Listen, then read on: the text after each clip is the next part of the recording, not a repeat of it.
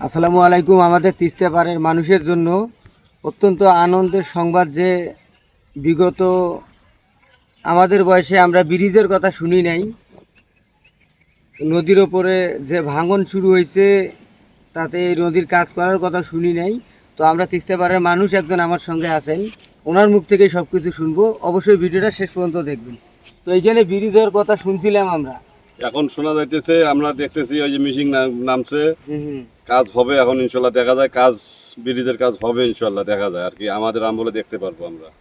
তো ব্রিজটা মনে করেন যে এইখান থেকে কোথায় যাবে? পানিলের ঘাট এখান থেকে? থেকে পানিয়ালের ঘাট থেকে এই পাকার মাথা ইয়ের থেকে পাউডানা বলকের মাথা পর্যন্ত যাওয়ার কথা শুনতেছি আর কি। ও, তাতে তো আমার মতে যে এই ব্রিজটা যদি আপনাদের হয় তাহলে তো চর এলাকার মানুষের শহর অনেক- এলাকা না, খালি এই মনে করেন উলিপুর থেতরাইবাসী কুড়িগ্রামবাসীর জন্য ভালো সুবিধা হবে এখানে। হ্যাঁ ঠিক আছে, কিন্তু এটা যে কাজ কখন ধরবে কিন্তু এটা আমাদের জানা নেই। দেখতেছি লোকজন আসতেছে, এখন ওই পানি উন্নয়ন বোর্ডের লোক আসতেছে, দেখতেছি মাপামাপি করতেছে, মনে হয় দ্রুত কাজটা শুরু হবে ইনশাল্লাহ আল্লাহর রহমতে। হ্যাঁ হ্যাঁ বুঝছি। কাজটা হলে গেলে আমাদের জন্য ভালো, শহরবাসীর জন্য। আমাদের এই যে প্রতিবারে নদী ভাঙি যায়, এই দেখা যায় তো পানির সাথে আমরা আছি এখানে, এই যে পানির সাথে লড়াই করে চলতেছে। বর্তমান কিন্তু ওই দিক দেখাও, ক্যামেরাটা ওই দিক দেখেন, নদীর চরের কি অবস্থাটা, যে অবস্থাটা চরের ভাঙন কিন্তু রোধ এখনো কিন্তু নদী ভাঙতে আছে ভাই। এই ভাঙাটা রোধ হচ্ছে না। আর বৃষ্টি যদি আমাদের হয় তাহলে অবশ্যই কিন্তু আমরা নদী ভাঙা রোধ থেকে উলিপুর থানার উলিপুর থানার থেকে অন্তত যে চর এলাকার মানুষেরা আছে তারা কিন্তু দুবেলা দুমুঠো না 20-22 হাজার খায়, মানুষের জন্য 20-22 হাজার মানুষের জন্য অন্তত ভালো হবে কিন্তু। এই জন্যই তো আশা রাখা যায় যে ব্রিজের কাজ আশা হবে। রাখা যায় আর কি, আমাদের আমলে আমরা দেখতে পারবো আর কি।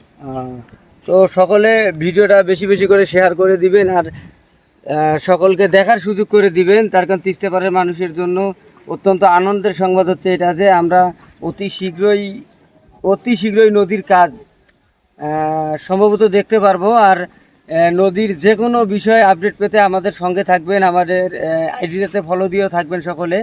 তার কারণ হচ্ছে বিগত দিন থেকে কিন্তু আমরা কিন্তু আমাদের বয়সে জানতে পারি নাই, শুনিও নাই।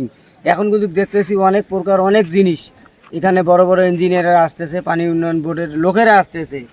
তো আশা করা যায় যে কাজ হবে। কাজ হবে ইনশাআল্লাহ। তো সবসময় তিস্তার আপডেট পেতে আমাদের সঙ্গে থাকবেন। আর অবশ্যই যদি ভিডিওটা ভালো লাগে একটু শেয়ার করতে ভুলবেন না, আমাদের পাশে থাকবেন। আল্লাহ হাফিজ। কত ছয় দিলেন? বরিশাল গেল।